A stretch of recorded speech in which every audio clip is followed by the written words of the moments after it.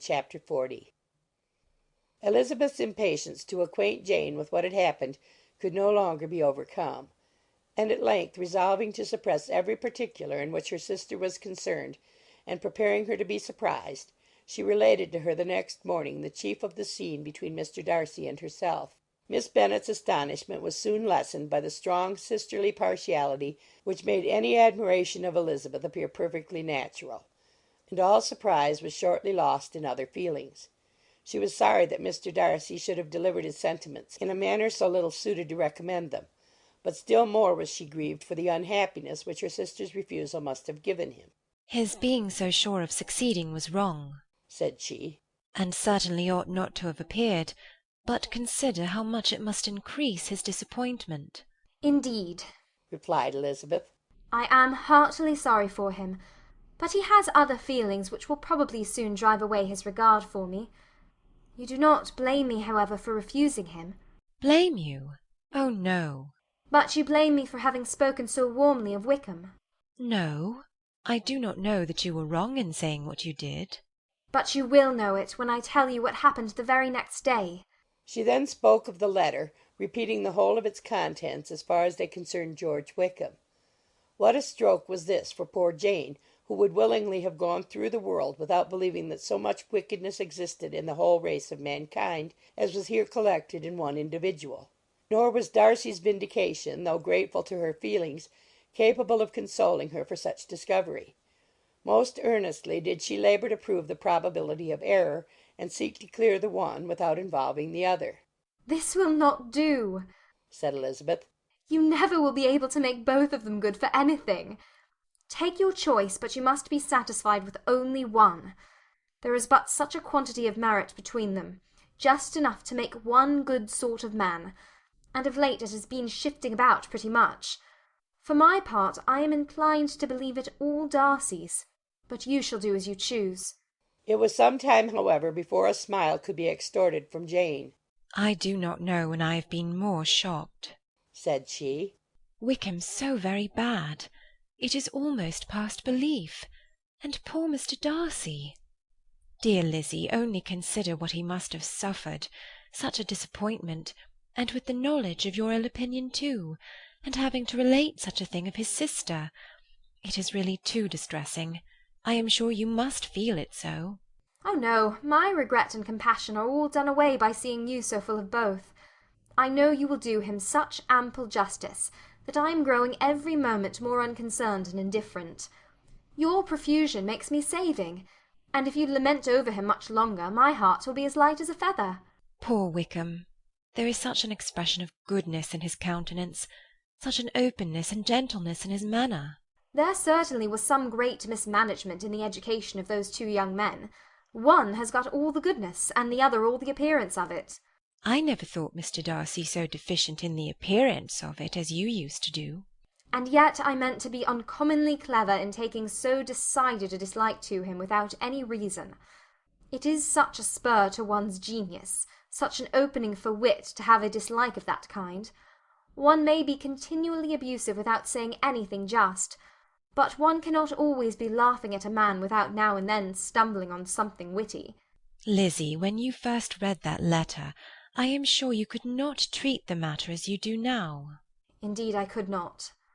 I was uncomfortable enough, I may say unhappy, and with no one to speak to about what I felt, no Jane to comfort me and say that I had not been so very weak and vain and nonsensical as I knew I had. Oh, how I wanted you! How unfortunate that you should have used such very strong expressions in speaking of Wickham to Mr. Darcy, for now they do appear wholly undeserved. Certainly. But the misfortune of speaking with bitterness is a most natural consequence of the prejudices I had been encouraging. There is one point on which I want your advice. I want to be told whether I ought, or ought not, to make our acquaintances in general understand Wickham's character." Miss Bennet paused a little, and then replied, "Surely there can be no occasion for exposing him so dreadfully. What is your opinion?" "That it ought not to be attempted. Mr. Darcy has not authorized me to make his communication public. On the contrary, every particular relative to his sister was meant to be kept as much as possible to myself. And if I endeavour to undeceive people as to the rest of his conduct, who will believe me?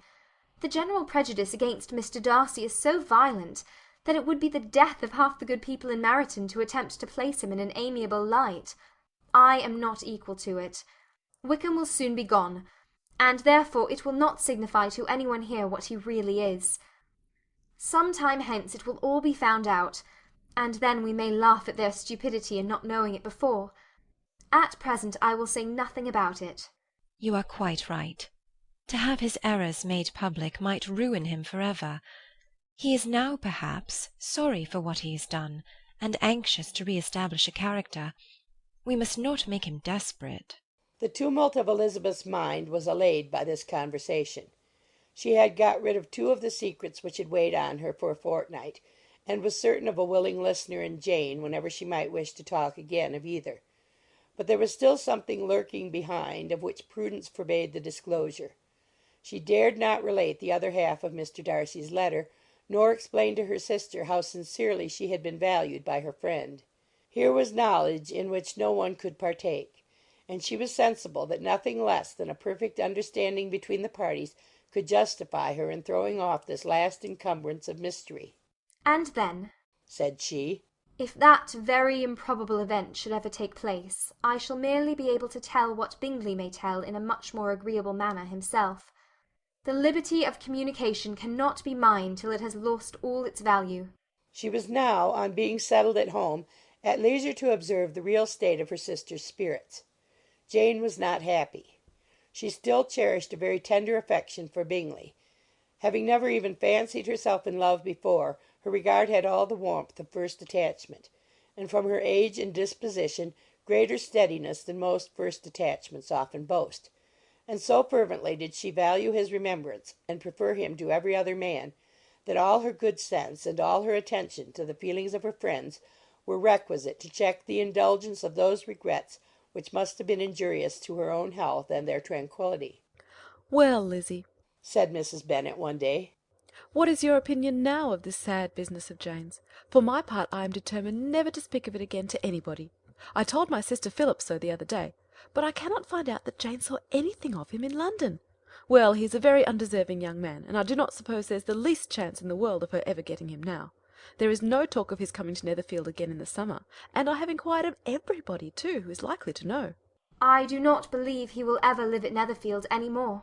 "Oh, well, it is just as he chooses. Nobody wants him to come, though I shall always say he used my daughter extremely ill, and if I were her I would not have put up with it. Well, my comfort is, I am sure Jane will die of a broken heart, and then he'll be sorry for what he has done." but as Elizabeth could not receive comfort from any such expectation, she made no answer. "Well, Lizzie," continued her mother soon afterwards, "and so the Collinses live very comfortable, do they? Well, well, I only hope it will last. And what sort of table do they keep? Charlotte is an excellent manager, I dare say. If she is half as sharp as her mother, she is saving enough. There is nothing extravagant in their housekeeping, I dare say." No, nothing at all. "A great deal of good management, depend upon it. Yes, yes, they will take care not to outrun their income. They will never be distressed for money. Well, much good it may do them. And so I suppose they often talk of having Longbourn when your father is dead. They look upon it quite as their own, I dare say, whenever that happens." It was a subject which they could not mention before me. "No, it would have been strange if they had, but I make no doubt they often talk of it between themselves. Well, if they can be easy with an estate that is not lawfully their own, so much the better. I should be ashamed of having one that was only entailed upon me."